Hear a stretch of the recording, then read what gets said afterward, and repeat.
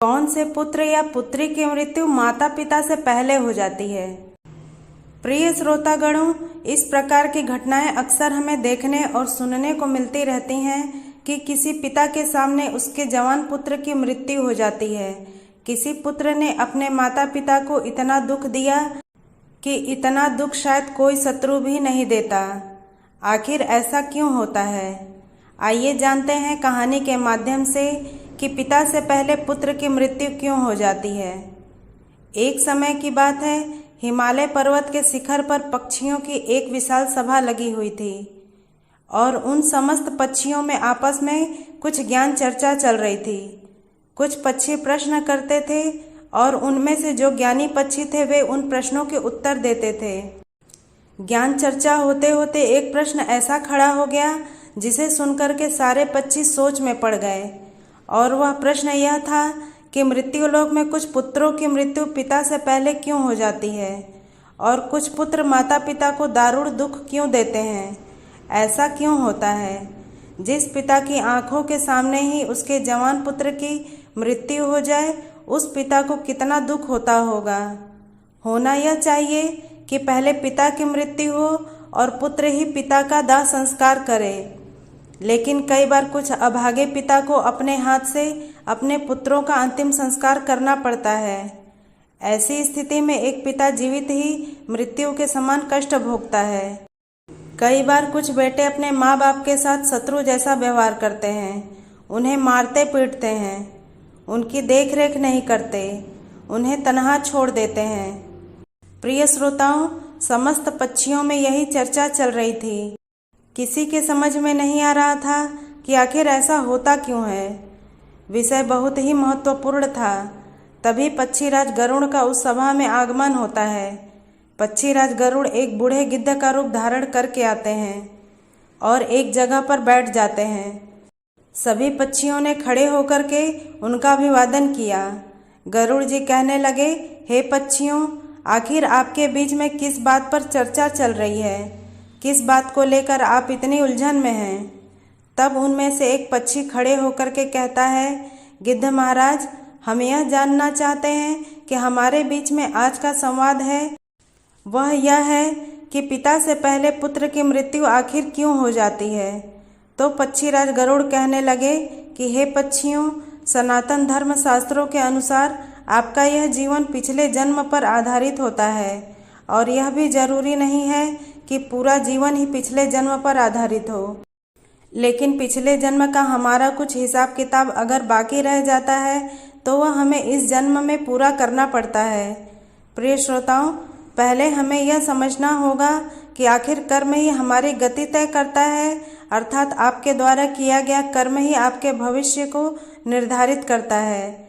गरुड़ कहते हैं, पक्षियों, कर्म भविष्य को निर्धारित करता है और कर्म 4 प्रकार के होते हैं। नंबर 1 संचित कर्म, नंबर 2 प्रारब्ध कर्म, नंबर 3 आगामी कर्म और नंबर 4 वर्तमान कर्म। इन चारों कर्मों का अलग अलग फल होता है। इनमें से जो संचित कर्म होते हैं वह हमारे अगले जन्म में हमारे साथ रहते हैं और उन्हीं कर्मों का फल हमें कभी कभी दुख और सुख के रूप में भोगना पड़ता है। मृत्यु के बाद यह भौतिक शरीर तो नष्ट हो जाता है, लेकिन जो सूक्ष्म शरीर होता है वह जन्म जन्मांतर तक आत्मा के साथ जुड़कर रहता है, और हमारे जितने भी सगे संबंधी होते हैं वे सभी किसी न किसी कारणवश हमारे साथ आते हैं। कभी किसी जन्म में, कभी किसी जन्म में। वे सब हमारे कर्म का हिसाब चुकाने के लिए अलग अलग रूपों में आते रहते हैं। बूढ़े गिद्ध की बात सुनकर समस्त पक्षी कहने लगे, हे पक्षीराज, आपकी यह बात हमारी समझ से परे है, थोड़ा और सरल भाषा में हमें समझाइए। तो पक्षीराज कहने लगे, हे पक्षियों, ध्यान से सुनिए, मैं तुम्हें एक अद्भुत और रहस्यमय कथा सुनाता हूँ। इस कथा के माध्यम से आपको यह जवाब मिल जाएगा कि पुत्र की मृत्यु पिता से पहले क्यों हो जाती है। सभी पक्षी चुपचाप बैठ जाते हैं और पक्षीराज गरुड़ कथा सुनाना आरंभ करते हैं। गरुड़ कहने लगे, हे पक्षियों, एक गांव में एक किसान रहता था। उसके परिवार में उसकी पत्नी और एक लड़का था। कुछ सालों के बाद किसान की पत्नी की मृत्यु हो जाती है। जिस समय किसान की पत्नी की मृत्यु हुई थी उस समय लड़के की उम्र मात्र 10 साल की थी। तब किसान ने अपनी दूसरी शादी कर ली। उसके बाद किसान की दूसरी पत्नी से भी एक पुत्र पैदा होता है। संयोगवश किसान की दूसरी पत्नी की भी मृत्यु हो जाती है। तब किसान अपने दोनों बेटों के साथ अकेला रह जाता है। कुछ समय बाद किसान का जो बड़ा बेटा था, जो पहले वाली पत्नी से पैदा हुआ था, जब वह विवाह के योग्य हो जाता है तो किसान ने बड़ी धूमधाम से अपने बड़े बेटे का विवाह कर दिया। धीरे धीरे कुछ समय बाद किसान बीमार पड़ जाता है। बीमारी के चलते उसकी हालत खराब हो जाती है और एक दिन उसकी भी मृत्यु हो जाती है। किसान का जो छोटा बेटा था, जो उसकी दूसरी पत्नी से पैदा हुआ था, वह अपने सौतेले भाई के साथ रहने लगता है। बड़ा भाई अपने छोटे भाई को बड़े प्रेम से रखता था। धीरे धीरे समय गुजरता चला गया। एक दिन किसान का छोटा लड़का बीमार हो जाता है। तब उसकी हालत ज़्यादा खराब रहने लगी। बड़े भाई ने कुछ आसपास के वैद्य से उसका इलाज करवाया, परंतु उसे कोई राहत नहीं मिली। बूढ़ा गिद्ध कहता है, हे पक्षियों, ध्यान से सुनना। बड़ी ही अद्भुत कहानी है कि किन कर्मों से पिता से पहले पुत्र की मृत्यु हो जाती है। जब बड़े भाई ने अपने छोटे भाई का कई वैद्य हकीम से उपचार कराया, परंतु उसकी हालत में कोई सुधार नहीं हुआ। छोटे भाई की दिन प्रतिदिन तबीयत बिगड़ती जा रही थी। काफ़ी धन भी छोटे भाई के इलाज में खर्च हो चुका था। इलाज कराते कराते बड़ा भाई अब थक चुका था। एक दिन बड़े भाई ने अपनी पत्नी से सलाह की, यदि मेरा छोटा भाई जो सौतेली माँ से उत्पन्न है, अगर यह मर जाए तो हमें इसके इलाज के लिए पैसा खर्च नहीं करना पड़ेगा और जायदाद में भी आधा हिस्सा नहीं देना पड़ेगा। इसके हिस्से की सारी ज़मीन जायदाद फिर हमारी हो जाएगी। अपने भाई की जान से ज़्यादा प्यारी उसके बड़े भाई को उसकी धन दौलत और भाई की धन दौलत लग रही थी। तभी तो कहते हैं ना, बाप बड़ा ना भैया, सबसे बड़ा रुपया। पति का सुझाव उसकी पत्नी को भी बहुत अच्छा लगा। तब उसकी पत्नी कहती है, अजी, ऐसे हम इसे मार भी तो नहीं सकते। यदि इसे मार दिया तो लोग समझेंगे कि हमने लालच बस इसे मार डाला है। क्यों ना हम यह काम किसी वैद्य से करवाएं। आप जाओ और किसी वैद्य को लालच देकर उससे कहो कि इसे दवाई के बदले जहर देकर मार दे। इससे किसी को पता भी नहीं चलेगा और कोई रिश्तेदार भी हम पर शक नहीं करेगा। सब लोग कहेंगे कि यह बीमार था, इसलिए बीमारी से मृत्यु हो गई। बड़े भाई ने पत्नी की बात मान ली और मन में विचार करने लगा कि यदि किसी से बात की जाए तो हमारा काम बन जाए। फिर क्या था, बड़े भाई ने ऐसा ही किया। उसे एक कोई निकट का घनिष्ठ वैद्य मिल जाता है। वह वैद्य पैसे का बड़ा लालची था। जब बड़े भाई ने उस वैद्य से बात की कि मुझे मेरे छोटे भाई को जहर देकर मरवाना है, वैद्य जी पहले तो हिचके, लेकिन जब किसान के बड़े बेटे ने वैद्य को 1000 मुद्राओं का लालच दिया तो वैद्य यह काम करने को राजी हो जाता है। उसका छोटा भाई बीमार तो रहता ही था। वैद्य उसका उपचार करने के बहाने से उसे देखने के लिए आता है और उसका इलाज करने के बहाने उसे जहर देकर चला जाता है। जहर के प्रभाव से तत्काल उसकी मृत्यु हो जाती है। अपने छोटे भाई की मृत्यु पर वे दोनों पति पत्नी बहुत खुशी मनाते हैं। सोचने लगे, अब तो रास्ते का कांटा निकल गया। इसके हिस्से की सारी ज़मीन जायदाद पर अब हमारा अधिकार हो गया है। वे दोनों बहुत प्रसन्न होते हैं। और याद रखना भक्तगणों, जो खुशी दूसरे के दुख की बुनियाद पर होती है, जो धन दूसरों की हिंसा करके कमाया जाता है, वह धन कभी आपको सुख नहीं दे सकता। और जो लोग दुख देकर सुख पाने की कामना करने वाले होते हैं, उनके यहाँ एक दिन महाभयानक दुख आता है। बूढ़ा गिद्ध कहता है, हे पक्षियों, इस प्रकार बड़े भाई ने अपने छोटे भाई को मार डाला और उसकी सारी धन संपत्ति पर अपना अधिकार जमा लिया। किसी रिश्तेदार को भी इस बात का संदेह नहीं हुआ। रिश्तेदार तो यह सोच रहे थे कि यह कितना अच्छा भाई है, अपने सौतेले भाई का कितना उपचार कराया, कितनी देखभाल की, कितनी सेवा की, पर बेचारा उसे बचा नहीं सका। क्या करता, रोग ही ऐसा असाध्य था। बेचारे की मृत्यु हो गई। दुनिया वालों को क्या पता था कि वह मरा नहीं, बल्कि उसे मारा गया है। बड़ा भाई पूरे विधि विधान से उसका अंतिम संस्कार भी कर देता है। धीरे धीरे समय निकलता चला गया। फिर गिद्ध कहता है, हे पक्षियों, कुछ महीनों के पश्चात उस किसान के बड़े लड़के की पत्नी को एक लड़का पैदा होता है। बेटे की खुशी में दोनों पति पत्नी बहुत प्रसन्न होते हैं। बड़ी धूमधाम से उस लड़के का जन्मदिन मनाया जाता है। पूरे नगर में मिठाइयाँ बांटी जाती हैं और बड़े ही लाड प्यार से अपने उस पुत्र का लालन पोषण करने में लग जाता है। कुछ वर्षों में वह लड़का जवान हो जाता है। उन्होंने अपने लड़के की एक सुंदर सी कन्या को देख करके शादी कर दी। बड़ी धूमधाम से किसान ने अपने बेटे का विवाह किया। बेटे की शादी में खूब धन खर्च किया।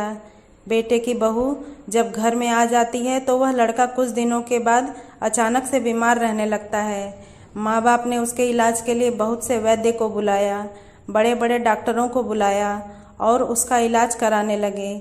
जिसने जितना पैसा मांगा उसको उतना पैसा दिया गया। सब कुछ दिया ताकि लड़का ठीक हो जाए।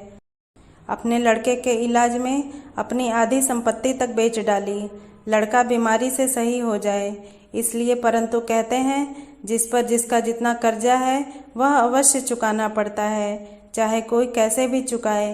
उस लड़के के दिन प्रतिदिन तबीयत खराब होती चली जा रही थी। लड़का बीमारी के कारण मरने के कगार पर आ गया। शरीर बहुत ज़्यादा कमज़ोर हो गया था, मात्र अस्थि पंज शेष रह गई थी। लड़के को चारपाई पर लेटा रखा था और उसका पिता अपने कुछ रिश्तेदारों के साथ और अपनी पत्नी के साथ अपने पुत्र की दयनीय हालत देखकर दुखी होकर के उसकी तरफ देख रहा था। अपने रिश्तेदारों से कह रहा था कि यह क्या हुआ, मेरा इकलौता पुत्र है, भगवान ने मुझे किस बात की सजा दी है। देखिए श्रोताओं, उसी समय वह लड़का बोल उठा। लड़के ने अपने पिता से बोला कि भाई, अपना हिसाब साफ हो गया है, बस अब कफन और लकड़ी का हिसाब बाकी है, उसकी तैयारी कर लो। यह सुनकर के उसके पिता ने सोचा कि लगता है बीमारी के कारण लड़के का दिमाग भी ठीक से काम नहीं कर रहा है।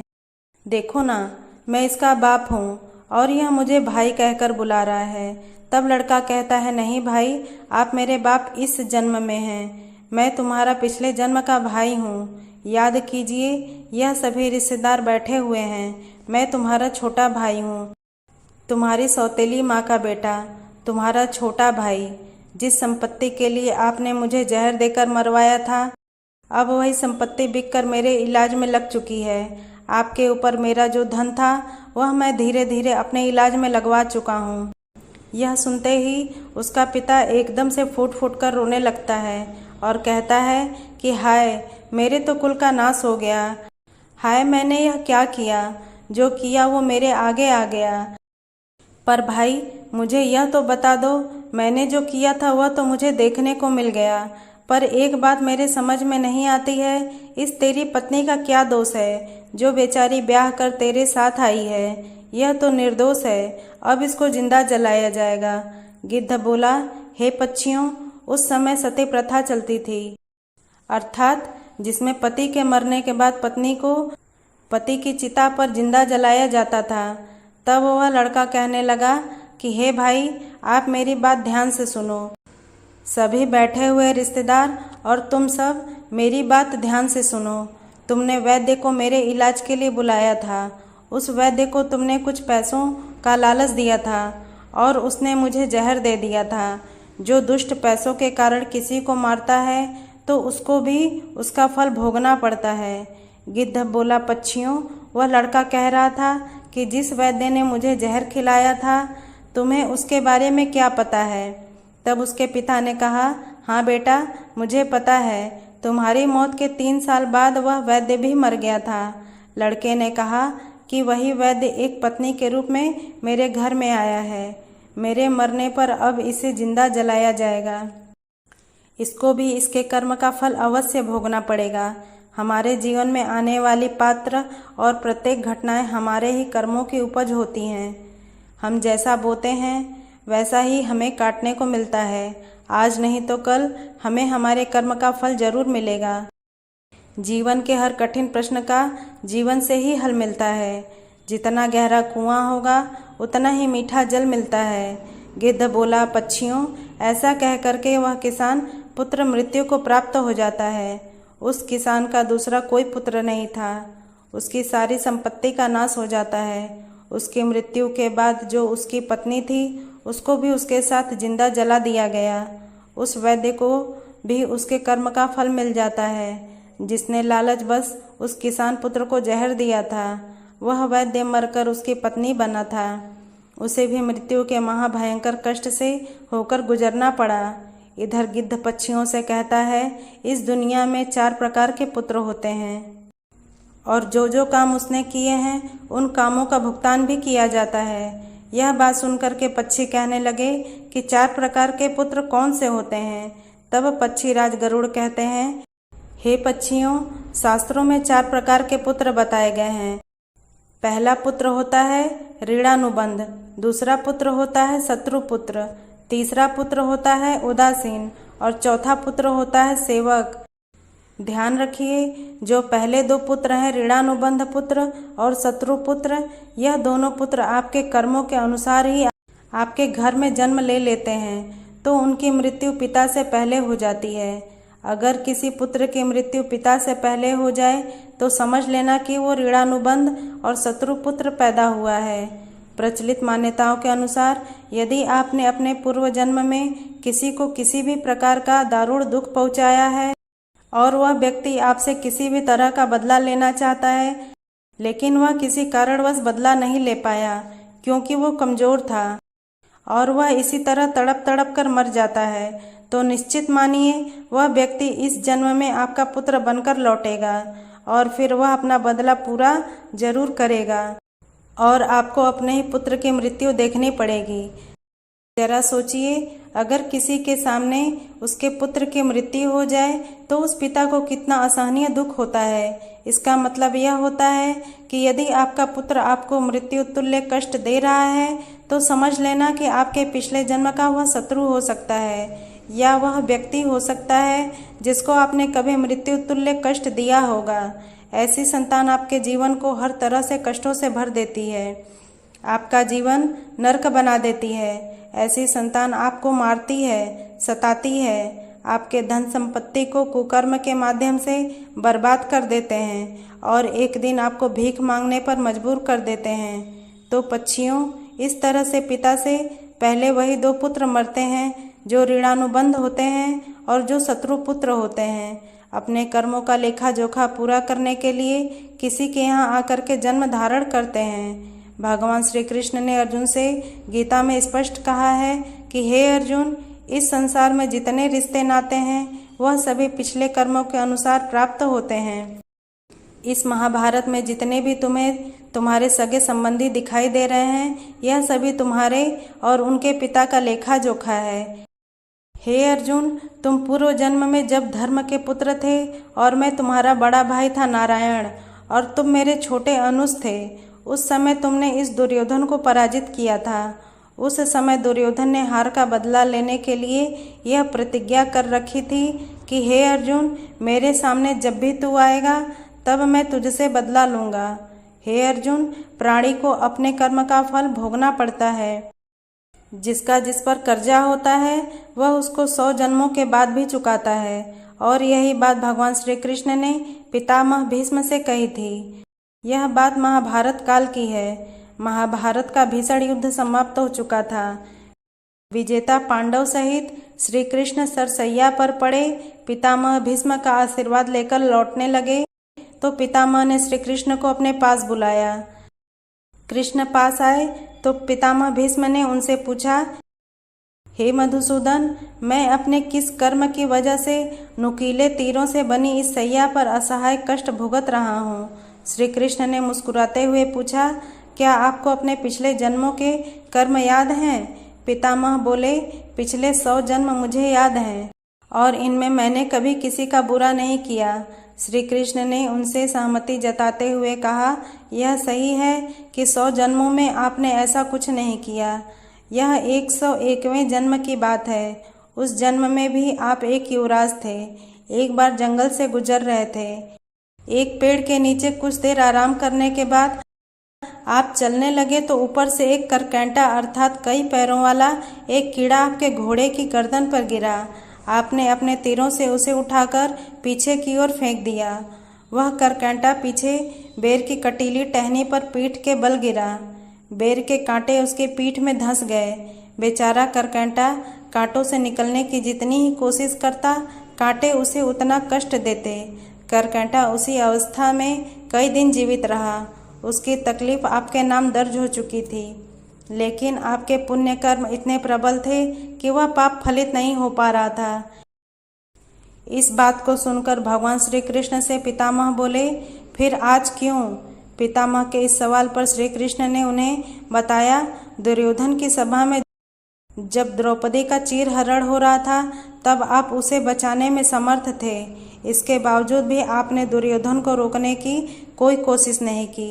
इससे आपका सारा पुण्य छीन हो गया और 101वें जन्म पहले के इस पाप को फलित होने का मौका मिल गया।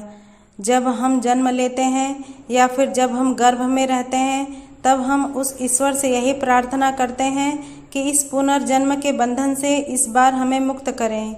इस बार जन्म लेने के उपरांत हम अच्छे कर्म करेंगे, लेकिन जन्म लेने के उपरांत हम उन बातों को भूल जाते हैं, मोह माया के वश में हो जाते हैं।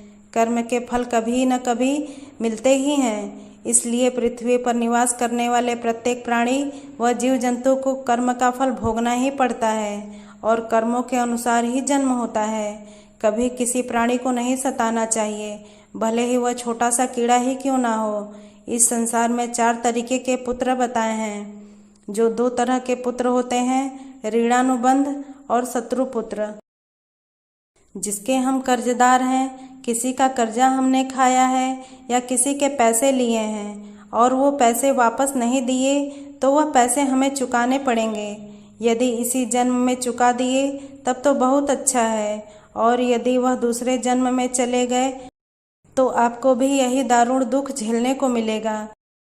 वह पुत्र के रूप में जन्म लेगा या भाई के रूप में जन्म लेगा या आपके प्रिय किसी सगे संबंधी के रूप में जन्म लेगा, या फिर आप गधा बनेंगे या बैल बनेंगे या कुत्ता बनेंगे, और किसी न किसी रूप में आप उन पैसों को चुकाएंगे। आपको कर्ज तो जरूर चुकाना पड़ेगा। यही शाश्वत विधान है, यही प्रकृति का नियम है। हर क्रिया की प्रतिक्रिया जरूर होती है।